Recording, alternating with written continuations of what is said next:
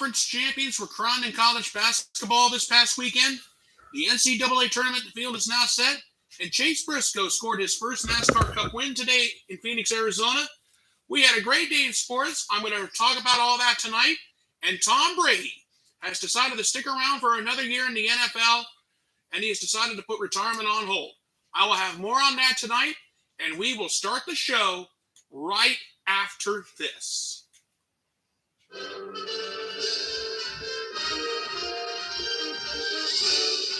Spanning the globe to bring you the constant variety of sport, the thrill of victory, and the agony of defeat. The human drama of athletic competition. This is ABC's Wide World of Sport.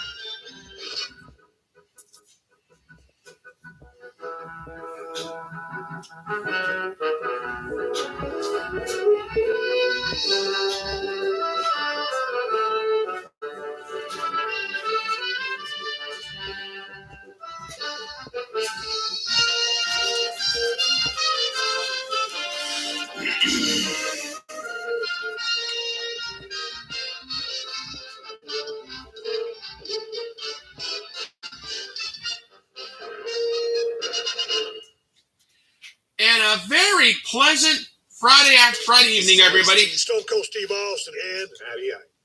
Sorry about that here. And a pleasant, good Sunday evening, everybody. It is now time for the Sky Manning YouTube Sports Weekend wrap-up show. We have a lot to talk about here in about the next half hour or so. We're going to go right into the show, and we're just going to start right away. The NASCAR Cup Series was in Phoenix, Arizona here this afternoon. Chase Briscoe scored his first career Cup win. He's the second first-time winner of the season. Remember, Austin Cindric scored his first career win of the Daytona 500 back in February. Ross Chastain was second, Tyler Reddick third. Ryan Blaney finished fourth on this day. Kurt Busch with a nice fifth-place finish here this afternoon. Kevin Harvick finished sixth. Kyle Busch finished seventh. He was my pick today. I'm a little disappointed. Joey Logano was eighth. Daniel Suarez ninth. Chris Buescher finished in the 10th spot. And that rounds out your top 10 for the NASCAR Cup race at Phoenix, Arizona. Next Sunday, the NASCAR Cup Series heads to Atlanta. A brand new racetrack with a brand new attitude. That's all I can say. But my congratulations to Chase Briscoe. Scored his first career win today. And my congratulations to you and the Stewart-Haas racing team. And he did it driving for his idol, Tony Stewart. And what can I say? Congratulations to you, Chase Briscoe. Chase Briscoe, you got the job done. Yeah. Just spin the words out tonight in the excitement of what's coming up next. It can happen. Conference Tournament Mania in the NCAA March Madness is now over. And I've got in the Power 5 conferences, I'm going to talk about it. In the Big Ten final, Iowa beat Purdue 75-66. Not a top 4 seed won this year's tournament. 3 of the 4 went out in the quarterfinals. That was just something to think about. Iowa got the job done 75-66. Keegan Murray, 19 points, 11 rebounds, 3 assists, 2 steals, 1 block. Tony Perkins, 11 points, 4 rebounds, 4 assists, and 1 steal.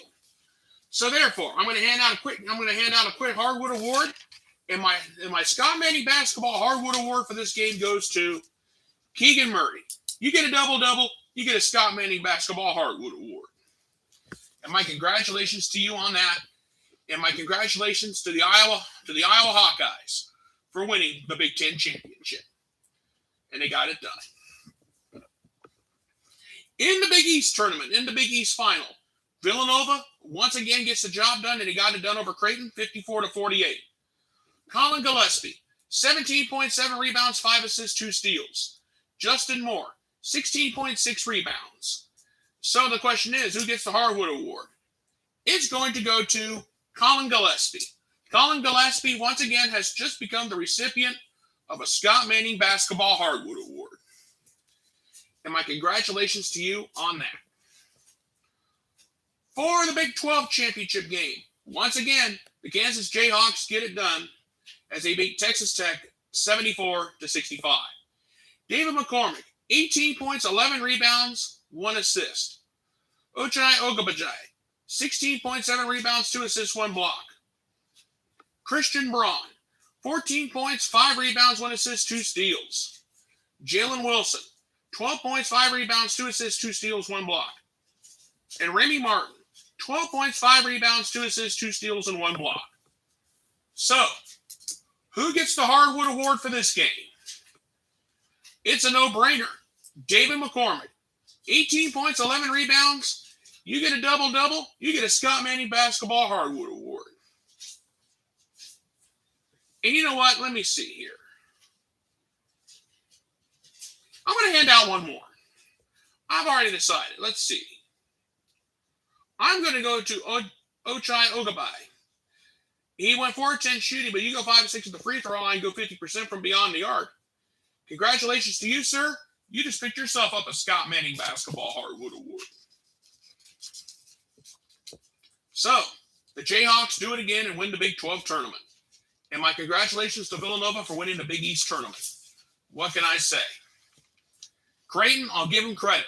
They held Providence in check all night in the semifinals. And that's all there is to it.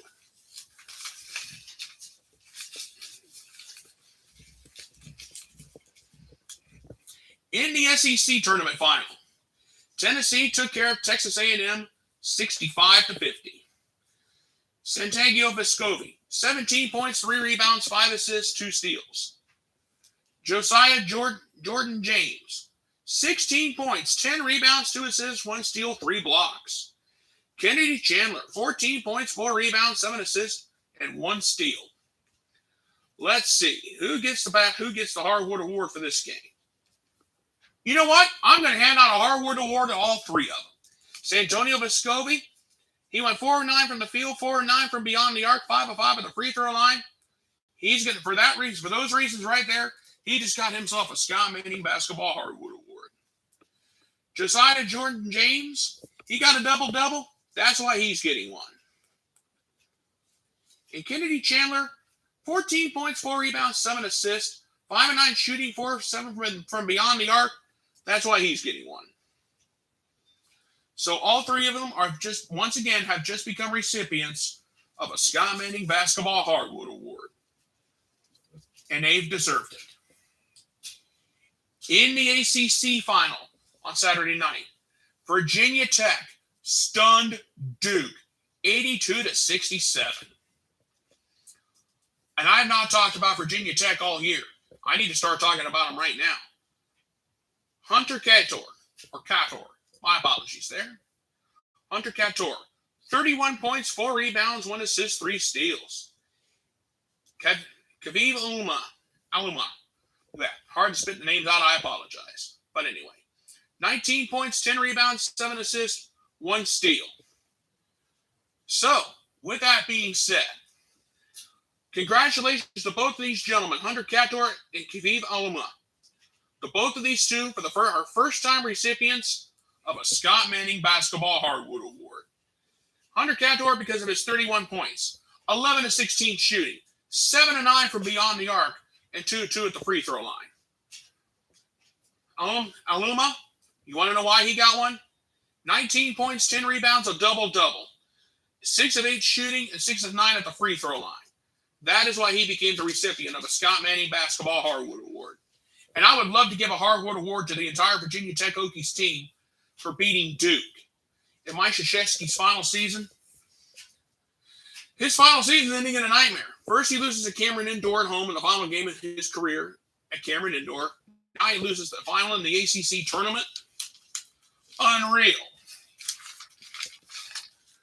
But before I move on, I want to congratulate all my Hardwood Award winners for this game and for the season. And I also want to congratulate all the conference tournament winners for March Madness Conference Tournament Edition. You guys punched your tickets, and you guys got there, and you earned it. Now, earlier tonight, I watched the selection show for the NCAA tournament. And yes, I've got my gripes. Now, first of all, I'm going to start out with the 4 number 1 seeds. Overall, Gonzaga, an overall number 1 seed, they earned it. Arizona out of the Pac-12, they earned it. Kansas, they earned theirs, and Baylor, I'm a little bit on the fence about that because they've had some injuries. But all in all, I have no complaints about the overall number one seeds. But I'm looking at some of these matchups in the first round. I'm always wary of the 8-9 matchups and the 7-10 matchups. It's always that 8-9, 7-10 zone that worries me all the time. But I took a look out in the West region. There's a few matchups that stick out to me. The 8-9 matchup, Boise out of the West region, Boise State versus Memphis. Penny Hardaway and the Memphis Tigers have proven themselves all year long. They've earned their right to be there, and they got their job done. Arkansas is a 4 seed, and they will play Vermont, who's a 13 seed. Vermont knows how to pull off an upset. So the Razorbacks and J.D. Noday and company better be aware of that because Vermont knows how to come out of nowhere, and they've done it before. The 7-10 matchup out in the West region. This is the one that's got me concerned. Michigan State out of the Big Ten, they're a 7 seed, against Davidson. Davidson has been a 10 seed before. There was one time they almost got to the Final Four some years ago.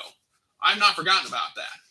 Gabe Brown, and I mean the Michigan State Spartans, they're not a strong shooting team at all. And I've not been impressed with their shooting at all. And Michigan State is a 7 seed, and they got to face Davidson.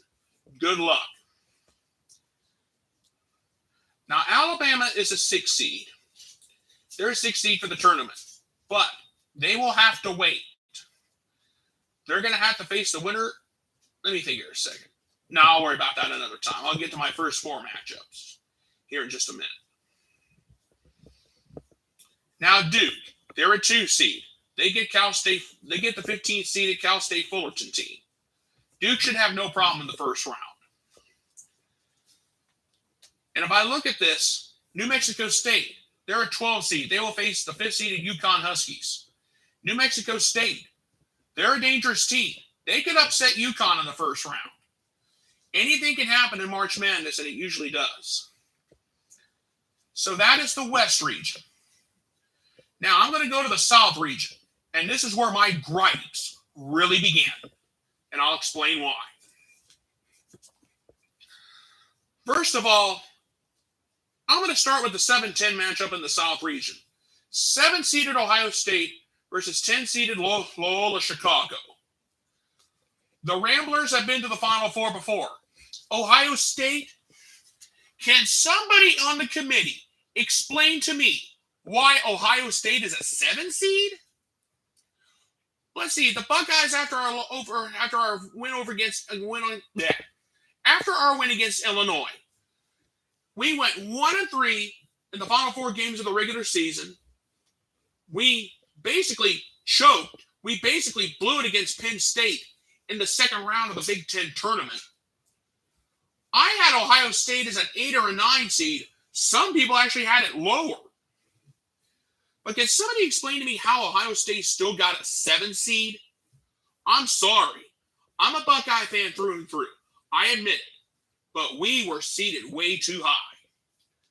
Now, I'll accept, and now we'll have to face Loyola Chicago. Ohio State should not have a problem with them.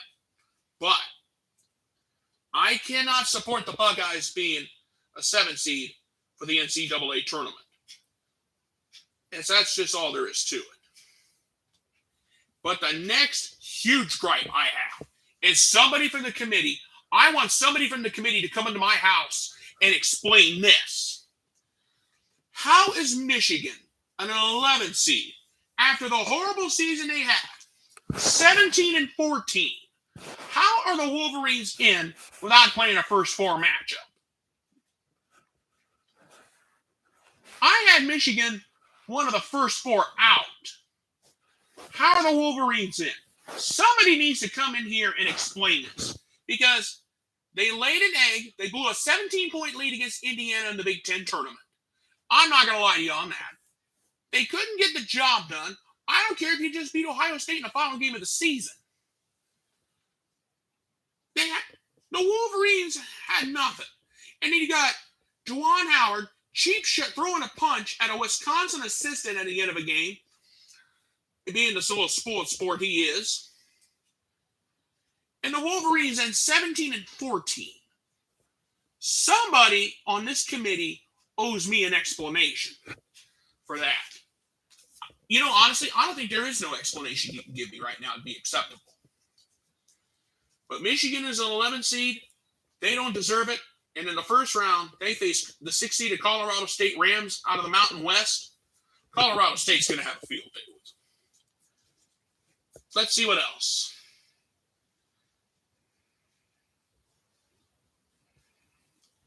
Let's see here. Oh, the 8-9 matchup. Seton Hall, the 8 seed, versus TCU, the 9 seed, out in the South region. TCU, they literally played themselves right off the bubble. TCU scored huge upset victories over Baylor and Kansas at the end of the season. They scored some huge upsets, and they got to the Big 12 tournament final. No, they didn't get there. My bad. TCU got to the semifinals of the Big 12 tournament. That's what got them in. That's how they got the higher seed. Seton Hall, they had some struggles during the season, I admit. But they're out of the Big East. They had a great season. They just had a bad Big East tournament, and they just had some struggles during the year. And that's what hurt them. The Illinois Fighting Illini will face the Chattanooga Locals, or whatever they call them. Illinois is a 4 seed, Chattanooga is 13 seed. Illinois, they should have no problem. But it is March Madness. Need I say more? Now, if you stop and look at the South region, Michigan has no business being in the tournament. I'm sorry. Ohio State, they should not have gotten a 7 seed. They should have gotten at least an 8 or a 9 after the way the Buckeyes played towards the end of the season. That's all there is to it. Now, that's the South region. Now, I want to look at the Midwest region for just a minute. For just a few minutes. Now, the number 1 seed in the South region is Arizona. They're the number 1 seed in the South. And they will get the winner of the Wright State-Bryant game. That's how it is. And the Jayhawks and the Kansas Jayhawks are the number 1 seed in the Midwest region. All right, let's move on. Now, look at some of these matchups. Some of these matchups I find very, very interesting. Like, listen to this. We got Providence, a 4 seed. We got the Providence Friars out of the Big East. The Big East regular season champions. They just laid a rotten egg against Creighton in the Big East semifinals. They will get the South Dakota State Jackrabbits in the first round. South Dakota State, look out for them. They know how to get it done in the clutch. I've seen what they can do before. So Providence thinks they're going to have an easy road. I wouldn't quite say that. Another matchup that I see in the first round that's worth thinking about. The Iowa Hawkeyes, the 5th seed versus the Richmond Spiders. They are the 12th seed. Richmond knows how to do it too. The Richmond Spiders, I've seen them. They can jump out. Iowa's going to have their hands full. Now, I look at it like this. They're going to need some excellent performances out of the Hawkeyes. Let me look here. Let me look at my sheets here. They're going to need Keegan Murray to score at least 20 points, 20 to 30 against Richmond to have any chance, because the Spiders, they can come out and bite you. And I've seen it before. No pun intended. And I'm looking at some of these matchups. Auburn, a 2 seed. They were a long time. They were a 1 seed. They were on the 1 line. But an early round exit in the SEC tournament put them in a 2 seed. They will face Jacksonville State in the first round. That's just something to note. And let me see what else here. We have Creighton. The Creighton Blue Jays, a 4 seed. They lost to Villanova in the Big East final. They will be facing San Diego State, a 5 seed. Let me think here just a second. No, I messed up. But anyway, it'll be Creighton versus San Diego State in the first round. That's going to be a fun one. That's our 8-9 matchup, if you stop and think about it. Now, I want to look at the East region for just a minute. St. Mary's, they are a 5 seed. They will get the winner of the Wyoming-Indiana game in a first 4 matchup. And I'm going to talk about the first 4 here in just a few minutes, so bear with me. St. Mary's, out of the West Coast Conference, a very dangerous team. Either Indiana or Wyoming are going to have their hands full. Look out there. Now let's talk about the 8-9 matchup in the East region. North Carolina versus Marquette. Armando Babcock's had a great season for the Tar Heels. But they're going to be facing a Shaka Smart Marquette team. Shaka Smart was 0-3 when he was at Texas when he came NCAA tournament time. That's something to think about going forward. The 6-11 matchup in the first round of the East region. Number 6 seeded Texas versus number 11 seeded Virginia Tech. Virginia Tech played their way in, and boy did they ever. They're going to need Hunter Cador and Keve Aluma. They have big games that they're going to beat the Longhorns in the first round. If those two can play like that the rest of the way, we could possibly see Virginia Tech in the Final Four. That's just something. That's just some food for thought. Now, the 7-10 matchup, that's got my attention. Murray State versus San Francisco. Murray State, out of the Ohio Valley Conference. You remember Ja Morant? Well, we must have another Ja Morant somewhere because they are in their 7th seed, and they're facing San Francisco in the first round of the tournament. That's going to be an interesting matchup. Another matchup that's got my attention. Purdue out of the Big Ten versus Yale out of the Ivy League. We got some good old boys from the Big Ten and Jaden Ivey facing a bunch of prep school boys. I shouldn't sound like that. I'm sorry, but it's just the way I am. I shouldn't sound like that. I know.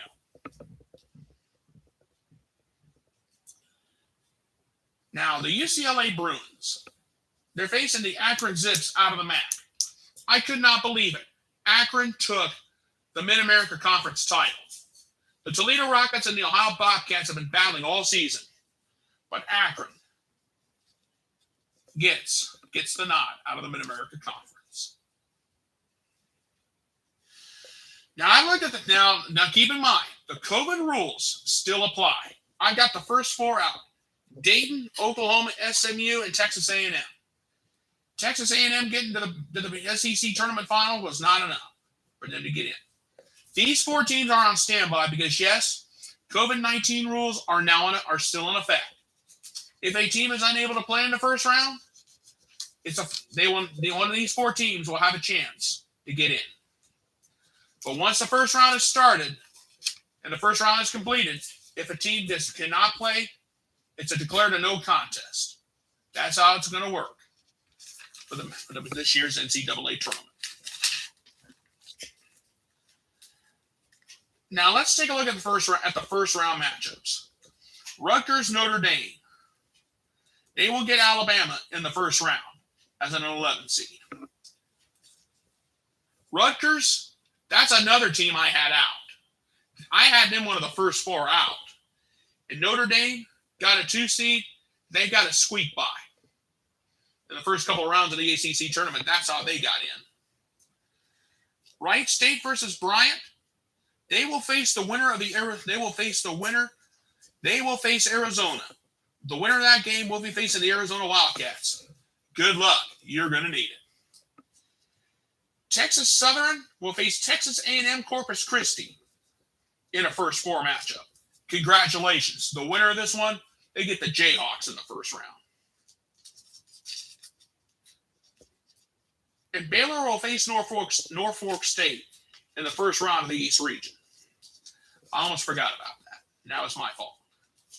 But Wyoming, Indiana, they will get the winner. And congratulations. You get to face St. Mary's in the first round. How much of a battle that's that going to be? And that's the truth of the matter. All right. that's basically the layout for March Madness. I'm going to fill out my bracket tomorrow, and then, yes, I will share it with all of you. So keep that in mind. Well, folks, Tom Brady has decided to come back for another season in the NFL. I'm going to tell you guys right now, Tom Brady just needs to hang it up while he's still healthy. Because it's nothing personal against Brady. But the guy has nothing left to prove. He's got more Super Bowl rings than Terry Bradshaw, Roger Staubach, and all these other quarterbacks combined. Tom Brady has nothing left to prove. He's done everything in his career. And that's all there is to it. And the bottom line is this. Brady has nothing left to prove. And that's the truth of the matter. Should he come back? No, I don't think so. The man needs to retire. He's been through too much in his career. Yes, he's got a lot of Super Bowl rings, but he doesn't need to prove himself anymore. It's nothing personal, but I'm just stating the truth. He's going to come back for another season. We'll wait and see what happens there. And that's all I have to say on this night. Okay, folks, I'm going to go ahead and get on out of here. But before I go, I want to make one announcement. Tuesday, April 5th, at 6 p.m. Eastern Time, right here on YouTube. And I will put this announcement out, and I will set it up when I can get ready to go live on Tuesday. Tuesday night, April 7th at 6 o'clock, I will have a special preview of the upcoming Major League Baseball season. I will let you know of all the trades that have happened since between now and then. I will also get you ready for the upcoming season in Major League Baseball. And yes, we've already had a lot of major stuff happen already. I will fill you in on that. I will give you my predictions for the season. And it's going to be about maybe a half hour long special to get you ready. So, you have your comments ready. I will be happy to take your comments. And I want to have a very successful show at 6 o'clock on Tuesday night, April 5th. It's my birthday. Yes, I'm going to be celebrating my birthday, and I'm going to celebrate with all my fans out there who watch me on YouTube every single week. I want to thank you guys so much for being with me here on this night. You guys have a great night. Thank you so much for being with me, and God bless. Good night, everybody, and I thank you.